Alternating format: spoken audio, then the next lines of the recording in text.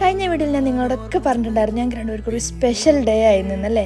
അതെ ഗൈസ്, നമുക്കൊരു ജോലി കിട്ടാന്ന് പറഞ്ഞാൽ ഭയങ്കര സന്തോഷമുള്ള കാര്യമല്ലേ. അങ്ങനെ എനിക്കും ഒരു ജോലി കിട്ടി.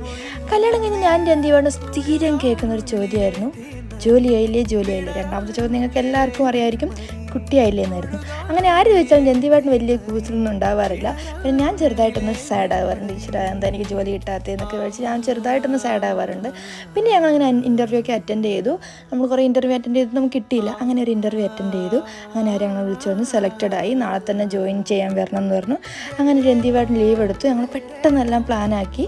പിന്നെ രണ്ടുപേരും രണ്ട് സ്ഥലത്ത് നിൽക്കുന്നൊരു വിഷമമുണ്ടായിരുന്നു. രഞ്ജീവാട്ടൻ പറഞ്ഞു ഞാൻ പെട്ടെന്ന് തന്നെ വരും, ഇങ്ങോട്ടേക്ക് ട്രാൻസ്ഫർ ആയി വരും എന്നുള്ളൊരു ഇതുണ്ടായിരുന്നു. അങ്ങനെ ഞങ്ങൾ അവിടെ എത്തുമ്പോൾ ഒരു 10:30 പിന്നെ ഞങ്ങൾ ഹോസ്റ്റലൊക്കെ തേടി കുറേ നടന്നു. അങ്ങനെ ഞങ്ങൾ ഹോസ്റ്റലൊക്കെ കണ്ടുപിടിച്ച് പിന്നെ ഞങ്ങൾ ജോയിൻ ചെയ്യാൻ പോയി. അങ്ങനെ കുറേ പ്രതീക്ഷ ആഗ്രഹങ്ങളൊക്കെ ആയിട്ടാണ് പോകുന്നത്. നിങ്ങളുടെയൊക്കെ പ്രാർത്ഥന വേണം. പോകുമ്പോൾ രഞ്ജീവാട്ടൻ കാണാണ്ടിരിക്കണം എന്നുള്ളൊരു ടെൻഷൻ ഉണ്ട്. എന്നാലും